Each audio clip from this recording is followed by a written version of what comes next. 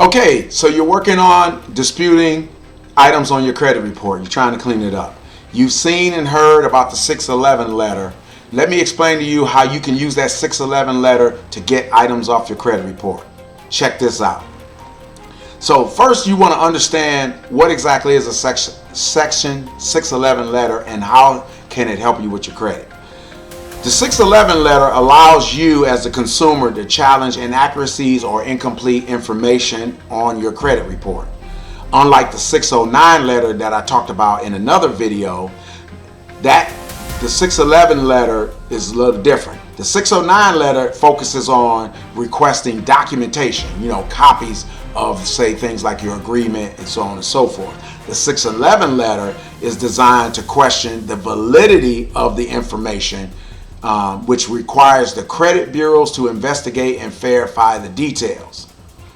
So, the 611 letter came from the Section 611 of the Fair Credit Reporting Act, which in that act it mandates that credit bureaus must investigate disputed items on your credit report.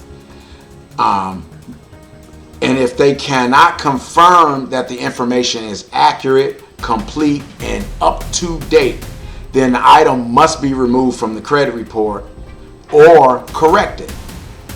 So I'm going to tell you, you'll find that the 611 letter is highly effective in challenging accounts with inaccuracies, incomplete data, or unverifiable information. So what are the key components in the 611 letter that makes it different from other dispute letters? Because there are various types. The 611 letter is a formal request for investigation. And so in your request, you want to ask the Bureau to verify the information's accuracy. That's specifically what you want to say. It also is a demand for removal if that information is unverified. You should say in your letter that you require deletion of unverifiable or inaccurate information. And then your letter should also detail a breakdown of errors. So, when you itemize discrepancies in your letter, and then you say you demand correction of each one of these itemized discrepancies, those three things are what make a dispute letter a 611 letter specifically. So, how is that different from other dispute letters? Well, the 611 letter serves a unique purpose. Its purpose is to challenge the validity of reported information rather than requesting copies like the 609. The 611 has a focus on accuracy and completeness.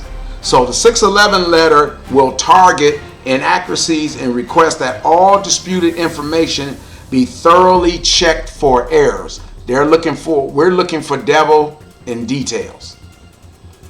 The 611 letter should mandate an investigation. We want the Bureau to conduct an investigation versus like when I talked about the 609 letter, we're only asking them to provide documentation. So a 611 letter is the details. We want to know the details. We want an investigation. The 611 letter should have legal grounds mentioned in it. While the 609 letter relies on your consumer right to access information, the 611 letter emphasizes your right to dispute and correct those inaccuracies, not just tell us about them.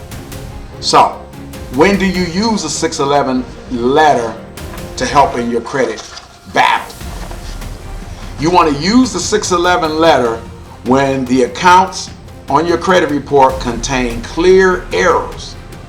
You want to use the 611 letter if you notice obvious inaccuracies that you see on your credit, such as wrong balances, especially when the balances are wrong between each bureau on the same account.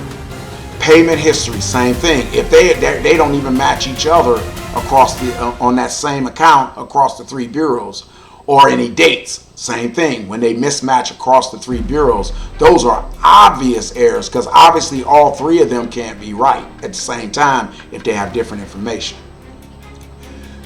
611 letters are great when you are disputing information that has missing pieces. It lacks completeness. So if you see an account that appears incomplete, missing date, missing entries, such as missing pay histories, like you might have pay, then blank, and then something like that, that's an obviously incomplete record. And so you want to use the 611 letter to compel the Bureau to verify or correct this data. Now, the 611 letter is also good when your previous disputes that were verified come back, but they were verified with no explanation. That 611 letter will force the Bureau to confirm the data accurately, which is helpful if a previous dispute failed. How? Because by making them go through the details and verifying the details, they may discover inaccuracies on their own, and then they go, oh shoot, and so then they say, oh yeah, this doesn't match. So then they either update it or they remove it from the credit report, because that mismatch could be something as much as this is not even your account, or they mixed up your information. Now, there are some pros and cons with using a 611 letter. 611 letters are great because they can force an investigation. The bureaus must verify each detail leading to potential removal and inaccurate data. Like I said, when you force them to look at the details, they may discover inaccuracies of their own, and they say, oh yeah, you're right, this is wrong, and update it. They may even find other stuff that could lead to a total removal of the inaccuracies, or rather than just correction. 611 letters are also ideal for incorrect information.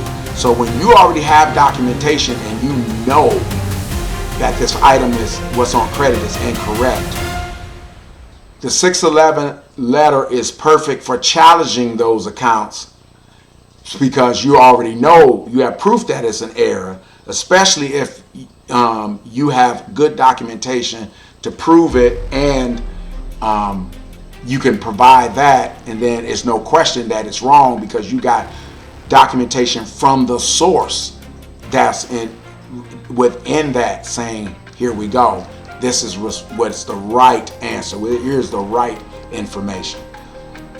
611 letters are also effective against outdated information, because that's always a struggle when we're fighting with old, outdated information that's negatively impacting the credit report. The 611 letter can help you remove obsolete information that the bureaus can't verify or support. A lot of times that obsolete information is from companies that don't exist anymore. So they're not around to verify, they're defunct, they went out of business, their records are gone, that product is no longer existing. So that 611 letter is awesome in getting those type of things removed. Unfortunately, the 611 letter is not ideal for unverified accounts, because if you're uncertain whether an account is accurate, but you want the documentation, the 611 letter won't get that for you. You want to use the 609 letter to get documentation, and then if the documentation, you want to go further, then you want the 611 letter to make them do the detailed review.